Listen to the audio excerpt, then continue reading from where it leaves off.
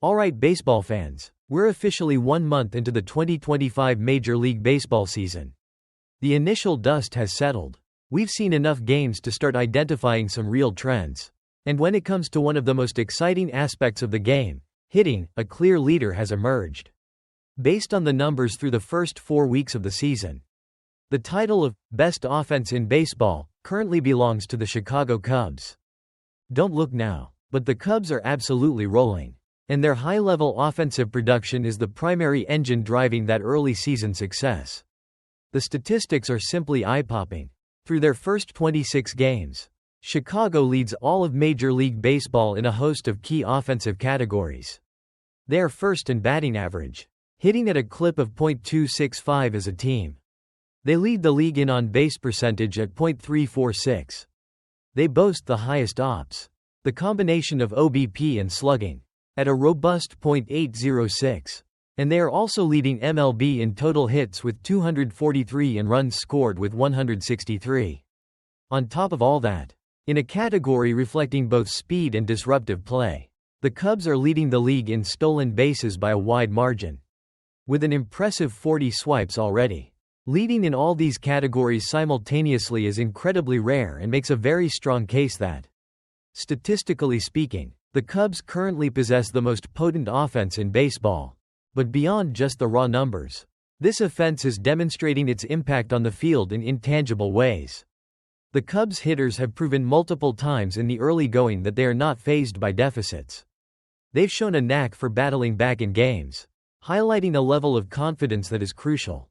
Especially in April, just in the past week, they pulled off thrilling comeback wins, beating the Diamondbacks 13-11 and the Dodgers 11-10 after being down late in those games. Manager Craig Counsell sees these experiences as vital for the team. He commented that being down late in games and winning them is a really good experience for teams to have early in the season. He added that going up against the best bullpens other teams have in those high-leverage situations is resilience building, calling it a step in that direction for the team's overall makeup. Now, typically, when a team has an elite offense, there's usually a marquee superstar player sitting in the middle of the lineup who elevates everyone around him. For the Cubs this year, that player is undeniably Kyle Tucker, acquired from the Astros in what was arguably the Cubs' biggest move of the offseason. Tucker was already recognized as one of the best players in baseball before he even put on a Cubs uniform. But since his arrival, he has been every bit the superstar presence the Cubs have needed for years. His individual production is stellar. He's slashing .314, .423, .637 with a sparkling 1.060 OPS. He's already piled up 8 doubles, 2 triples, 7 homers, driven in 25 runs, and added 7 stolen bases, on pace for arguably his best season ever. Tucker's performance makes it incredibly difficult for opposing pitchers to even consider pitching around him, which in turn makes the rest of the lineup even more dangerous. While Kyle Tucker's immediate superstar impact might have been somewhat expected given his track record, perhaps the most surprising development, and what has truly unlocked the team's offense this season, has been the dramatic and widespread improvement throughout the entire Cubs lineup. Last season, the Cubs had just one regular player with an OPS over .800. And that was Seiya Suzuki. This season, they have an astounding 5 starters who are currently surpassing that .800 OPS threshold. That list includes first baseman Michael Busch with a blistering .973 OPS, center fielder Pete Crow-Armstrong at .888, catcher Carson Kelly leading the way at an incredible 1.414 OPS, albeit in a potentially smaller sample, Seiya Suzuki himself at .894, and of course, Kyle Tucker at 1.060. On top of that, second baseman Nico Hoerner and left fielder Ian Happ are both hitting over .700. This kind of widespread production, featuring instant impact from new faces like Tucker and Kelly, significant steps forward from young players like Busch and Crow-Armstrong, and solid contributions from established veterans, makes this Cubs offense look more formidable and deeper than it has in years. Speaking of surprising developments, the biggest offensive surprise for the Cubs so far is arguably Pete Crow-Armstrong. often known primarily for his elite defense in center field. Previously viewed as a glove-first player, PCA has absolutely burst onto the scene offensively in his sophomore season, looking like one of the most dynamic players in baseball early on. The speedy center fielder has already racked up 9 doubles, a triple, 5 homers, and 10 stolen bases. Diving into the analytical numbers reveals how he's making this jump.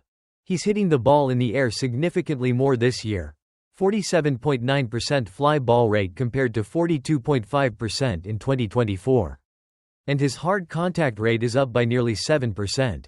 These changes suggest a real adjustment and improvement in his hitting approach and mechanics, indicating this might be a sustainable step forward, not just a hot streak. In the current landscape of Major League Baseball, where power seems to have swung significantly to the National League, it is absolutely crucial for any team hoping to contend to have an offense that can keep pace with the other powerhouse clubs like the Dodgers, Padres, Diamondbacks, and Phillies. The Cubs have already faced 4 of those tough teams early in the season and have more than held their own, demonstrating that their offense belongs in that conversation. The Chicago Cubs haven't had a top 5 offense in all of baseball since 2017. Which coincidentally is also the last time this franchise won a playoff series. But with the way things are trending so far this season, the consistent and solid production they're getting from up and down the lineup, and the underlying metrics supporting some of the breakouts, it seems very likely they could return to being a top 5 offense this year.